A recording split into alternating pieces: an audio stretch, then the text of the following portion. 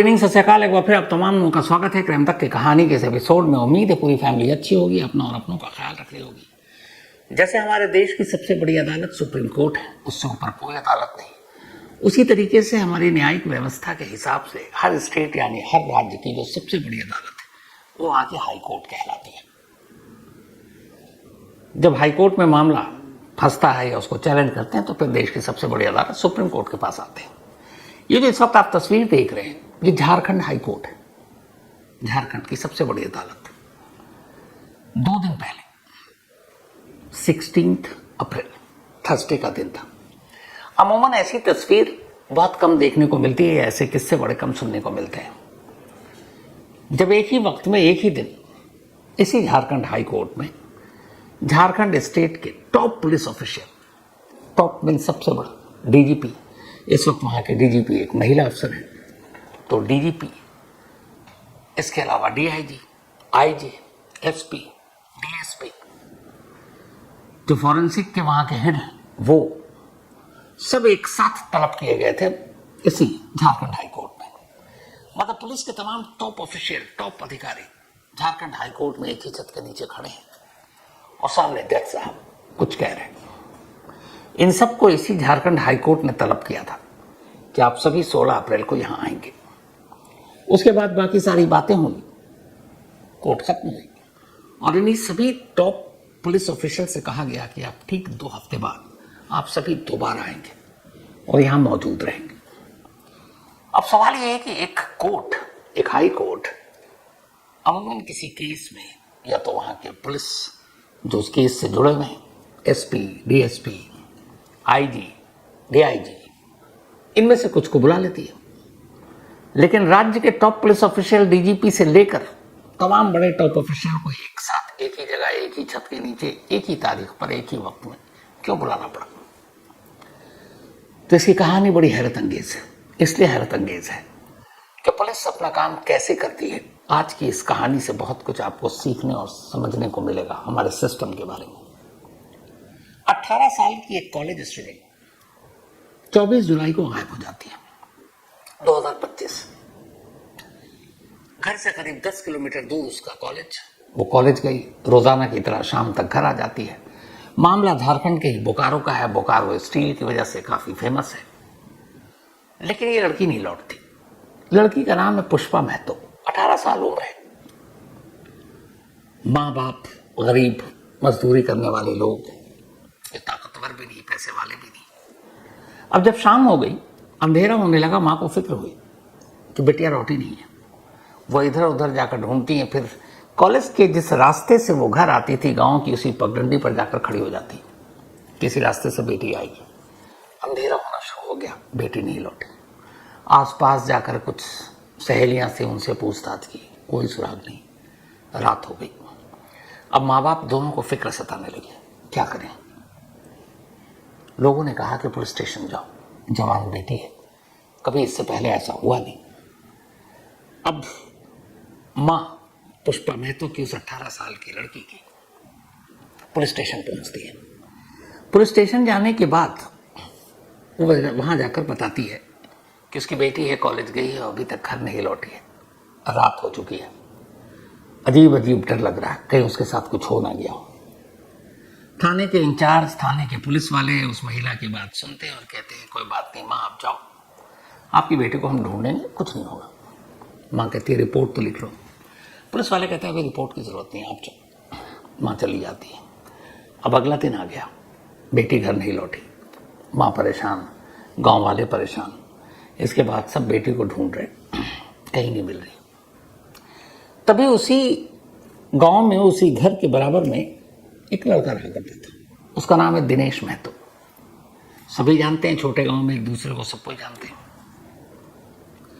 माँ ने महसूस किया कि 24 जुलाई को जब उसकी बेटी घर नहीं लौटी, तब 24 जुलाई को दिनेश महतो भी घर नहीं लौटा। अभी एक साथ इत्तेफाक था या कुछ और। माँ फिर पुलिस स्टेशन पहुंची, कहती बेटी लौटी नहीं है और मुझे डाउट है कि जो गांव में एक लड़का रहता है दिनेश महतो, ये भी उस दिन गायब था। कहीं मेरी बेटी को इसने गायब तो नहीं कर दिया, आप उससे पूछिए। पुलिस वाले कहते हैं ठीक है। पुलिस वाले दिनेश महतो से पूछताछ करते, कहते जाओ। फिर भी पुलिस नहीं लिखते रिपोर्ट। 4 दिन बीत जाता है। 4 दिन बाद माँ बाप लगातार थाने के बस दरवाजे पर बैठे हैं, रो रहे हैं, बेटी लौटी नहीं है। तो पुलिस वाले का थोड़ा दिल पसीजता है, कहते अच्छा एक रिटन कंप्लेंट दे दो। 4 दिन बाद पुलिस एक लिखित शिकायत लेती है, लेकिन एफआईआर अब भी दर्ज नहीं की, जबकि कानून कहता है कि अगर कोई शिकायत करता शिकायत लेकर आए, आप उसकी शुरुआती जांच करो और 72 घंटे के अंदर 72 आवर्स के अंदर एफआईआर दर्ज कीजिए। लेकिन झारखंड के बोकारो के पिंडरा जोरा पुलिस स्टेशन के किसी भी पुलिस अफसर ने, वहां के थाना अध्यक्ष ने एफआईआर लिखने की जरूरत महसूस ही नहीं की। 4 दिन से माँ बाप थाने के चक्कर काट रहे हैं, रो रो कर हलकान है। फिर उन्हें किसी ने बताया कि इनसे भी बड़े साहब हैं पुलिस में, उनके पास चाहिए। अब माँ बाप एसएसपी के पास पहुंचते हैं। एसएसपी के यहाँ जाके अपनी फरियाद देते हैं। एसएसपी साहब कहते हैं ठीक है, हम जांच करेंगे, आप भरोसा रखिए। अब इसके बाद वो रोजाना अब थाने को छोड़ कर, क्योंकि पता था ये बड़े साहब हैं, कुछ करेंगे, अब एसएसपी के दफ्तर के चक्कर लगाने लगे। बार बार जब वो पहुंचने लगे तो फिर एसएसपी को भी शायद थोड़ा सा दया आई। उन्होंने अपने थाने अध्यक्ष से कहा भाई एफआईआर तो लिख लो। लड़की की गुमशुदगी के 13 दिन बाद इसी पिंडरा जोरे में पहली बार एफआईआर दर्ज होती है। गुमनाम कि लड़की गायब है या उसे किडनैप कर लिया गया है। कई चक्कर खाने के 13 दिन के बाद अब एफआईआर दर्ज हो गई, लेकिन इसके बाद फिर कुछ नहीं। पुलिस ने कहा एफआईआर दर्ज कर लिया, अब आप जाओ, हमारा काम है, हम ढूंढेंगे। जुलाई से अगस्त, अगस्त से सितंबर, सितंबर से अक्टूबर, नवंबर, दिसंबर, जनवरी, फरवरी, मार्च का महीना आ गया। पुष्पा नहीं मिली। पर इन 8 महीनों में माँ बाप ने थाने और एसएसपी के चक्कर काटने नहीं छोड़े, रोजाना जाते। 8 महीने बीत चुके, पुष्पा का कोई सुराग नहीं, पुलिस कोई कार्रवाई नहीं कर रही है, माँ बाप चक्कर काट रहे हैं, कुछ नहीं हो रहा है। माँ बाप को फिर किसी ने मशवरा दिया कि पुलिस वाले सुनेंगे नहीं, किसी नेता को पकड़िए, ग्राम पंचायत, जिला अध्यक्ष, इनसे बात कीजिए। तो इत्तेफाक से, खुशनसीबी से एक महिला, वहां की जिला अध्यक्ष, वो मिली। माँ बाप ने उन्हें कहानी सुनाई। वो भी गई फिर एसएसपी के पास। एसएसपी ने कहा हम तफ्तीश कर रहे हैं पर सुराग नहीं मिल रहा। 8 महीने हो चुके हैं। उन महिला को लगा कि पुलिस का रवैया ठीक नहीं है, इनके भरोसे रहेंगे तो कुछ नहीं होगा। तब उन्होंने माँ, पुष्पा की माँ रेखा देवी, उनसे कहा कि आप एक काम कीजिए, इन लोगों से भी बड़ी एक और चीज है, इनसे भी बड़े एक और शख्स है, और वो होते हैं जज। तो सीधे चलते हैं झारखंड हाई कोर्ट और वहां जाकर फरियाद करते हैं कि हमारी बेटी को ढूंढ कर दीजिए। कुछ लोग मदद करते हैं। माँ झारखंड हाई कोर्ट में अर्जी लगा देती है। अदालत के पास जब ये केस आता है, अदालत जब पूरी केस स्टडी देखती है, एसएसपी को बुलाती है, थाना अध्यक्ष को बुलाती है, पूछती है 8 महीने हो गए, आपने क्या किया? पुलिस के पास जवाब नहीं था। फिर पूछते हैं कि ये जो मां शक जता रही है, एक दिनेश नाम के, इसका क्या किया? कहते हैं हमने बुला के पूछताछ की, लेकिन उसका कोई रोल नहीं है, सारी चीजें मतलब सच है। तो उन्होंने कहा वो नहीं तो कोई और तो होगा। अदालत ने फटकार लगाई कि एक लड़की कॉलेज गोइंग, वो गायब है और आप लोगों के पूरे इस रिपोर्ट से पता चल रहा है कि आपने जांच क्या की। उन्होंने कहा फौरन इस मामले में एक स्पेशल इन्वेस्टिगेटिव टीम बनाई है। कोर्ट ने लताड़ा। अब पुलिस ने एसआईटी बना दी। अब एसआईटी जांच चल रही है, उस पर भी निकल गया। पूरा मार्च खत्म, कुछ नहीं हुआ। फिर कोर्ट ने बुलाया और बोला कि इस बार आप मत आइए। स्टेट के DGP, IG, SSP, DSP, forensic के जो वहां के हेड हैं, वो ये सारे टॉप ऑफिशियल पुलिस कोर्ट में आइएगा और वहीं आपसे बात करेंगे। अब सारे अफसर पहुंचे। कोर्ट ने उन सबके सामने कहा कि ये क्या है। एक लड़की जिसकी गुमशुदगी की 4 दिन तक आप सिर्फ रिटन तहरीर लेते हैं, 13 दिन बाद एफआईआर दर्ज करते हैं, माँ जिस पर शक जता रही है उसको किस आधार पर आप पकड़ते छोड़ते हो पता नहीं, और आज तक जांच एक स्टेप आगे नहीं बढ़ा, तो आप क्या जांच कर रहे हो? तो उन्होंने कहा ये जो एसआईटी है ये भी बेकार है, आप एक सही एसआईटी की टीम बनाइए और मुझे फौरन रिपोर्ट चाहिए कि इस मामले में क्या प्रगति हुई है। और फिर एसएसपी को भी हल्का हो गया, सारे टॉप पुलिस ऑफिसर्स के खिलाफ सख्त टिप्पणी की अदालत ने। अब इसके बाद ये अप्रैल की बात है, कोर्ट में जब हाजिरी लगी सारे झारखंड के टॉप पुलिस ऑफिशियल की, तो उन्हें लगा कि अब ये कोर्ट सख्त है। इसके बाद 9 अप्रैल को एक नई एसआईटी की टीम बनाई जाती है, 10 अप्रैल को जांच शुरू की जाती है और 11 अप्रैल की सुबह जानते हैं क्या होता है? 9 महीने पहले जिस माँ ने ये कहा था कि दिनेश महतो जो हमारे गांव में रहता है, जब 24 जुलाई को मेरी बेटी कॉलेज के लिए गई, उसके बाद वो नहीं लौटी, उस दिन वो भी नहीं लौटा और मुझे उस पर शक। जिस दिनेश महतो को पुलिस ने बुलाकर पूछताछ की थी, कोर्ट की फटकार और डांट के बाद 9 अप्रैल को नई एसआईटी, 10 अप्रैल को जांच शुरू, 11 अप्रैल की सुबह सबसे पहले एसआईटी की टीम उसी दिनेश महतो को उठाती है, पूछताछ करती है। 1 घंटे के बाद वही एसआईटी की टीम दिनेश महतो को उसी पुष्पा के कॉलेज से करीब 1.5 किलोमीटर दूर एक जंगल में ले जाती है। जंगल में वो एक जगह इशारा करता है, पुलिस वहां खुदाई करती है और वहां से कंकाल निकलता है। उस कंकाल के साथ लड़की के कुछ कपड़े मिलते हैं, ये पुलिस का भी कहना है। मोबाइल फोन मिलते हैं, ये सारी चीजें हो गई। अब पुलिस खुश की चलो हमने केस सुलझा दिया। मतलब कोर्ट की फटकार के बाद 48 घंटे के अंदर अंदर एसआईटी की जांच हुई, एसआईटी का गठन हुआ और मैं तो पकड़ा गया और साथ में कंकाल भी मिल गया।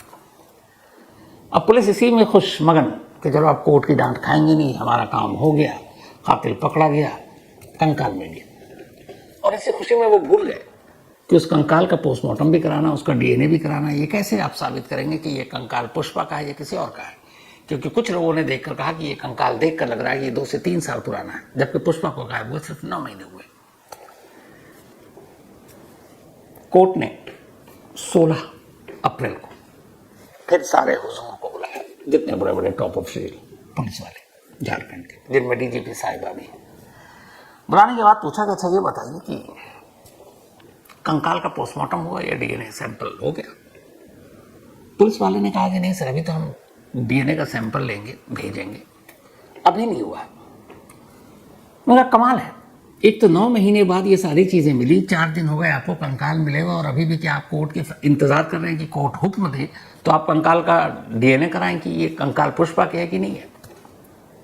मेरा कमाल करते हैं।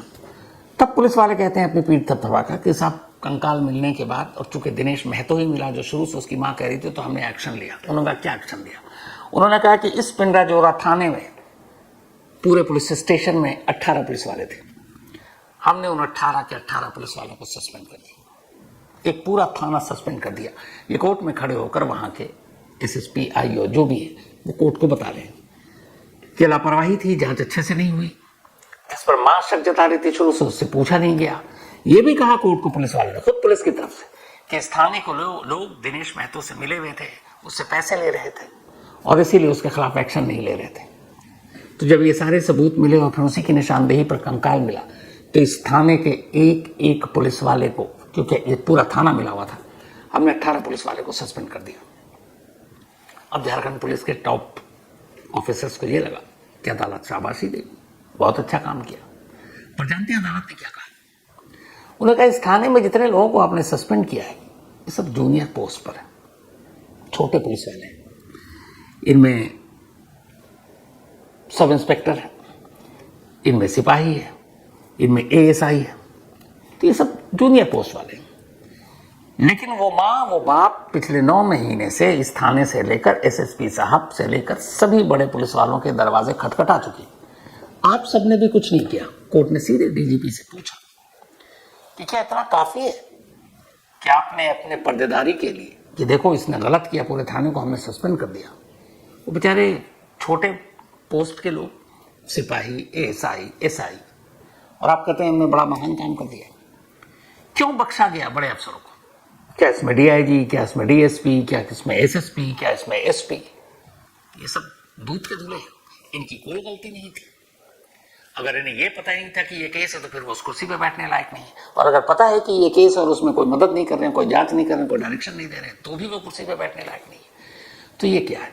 ठीक है, वो आपने अपना फैसला किया पुलिस स्टेशन को सस्पेंड करने का, पर इनका क्या, इन बड़े अफसरों का? बस छोटे अफसरों को नाप कर जिम्मेदारी खत्म।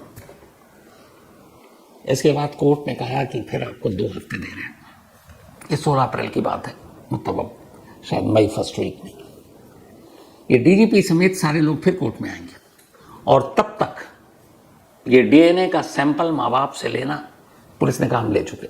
उन्होंने कहा इसको कोलकाता के फॉरेंसिक लैब में इसका डीएनए कराइए ताकि मैच हो और ये पता चल सके कि ये पुष्पा ही है। क्योंकि ये भी हो सकता है, अगर कुछ लोग सवाल उठा रहे हैं कि ये कंकाल पुराना है, पुष्पा को गायब हुए 9 महीने हुए, तो फिर कोर्ट की फटकार और डर की वजह से ऐसे बहुत सारे मामले में हुआ। अपनी गर्दन बचाने के लिए कोई और कंकाल पेश कर दिया जाए। और कुछ लोगों ने ये आवाज़ उठाई, उन्होंने कहा है कि जिस जगह पर से ये कंकाल पुलिस ने बरामद कराया है वो ऐसी जगह है जो जहाँ पे बहुत सन्नाटा नहीं है और लोग आते जाते रहते हैं और कंकाल की हालत भी बहुत पुरानी है। तो अब ये जब डीएनए की रिपोर्ट आएगी तब पता चलेगा कि अभी तक की जो कारस्तानी थी, जो कायदी थी जांच में, बोकारो पुलिस की इतनी ही थी या इसके आगे भी उन्होंने कुछ खेल कर रखा है। तो 2 हफ्ते के बाद बुलाया गया। अब इस पूरे केस में देखिए 9 महीने से एक 18 साल की लड़की गायब, पुलिस वाले परिवार को दुत्कार रहे हैं, मदद नहीं कर रहे, और एक हाई कोर्ट ने एक फटकार लगाई, 48 घंटे के अंदर कातिल भी और कंकाल भी सब बरामद। अगर हमारे देश की पुलिस ठान लेना कि किसी केस को बस सुलझाना ही है तो अब यकीन मानिए वो सुलझा लेगी। लेकिन जब तक ये करप्शन, ये रिश्वत, ये कामचोरी या लापरवाही, ये चीज़ें चलती रहेंगी, बहुत सारे ऐसे पुष्पा के माँ बाप इसी तरीके से इंसाफ के लिए 9-9 महीने इंतजार करेंगे। तो ये थी आज की अफसोसनाक कहानी।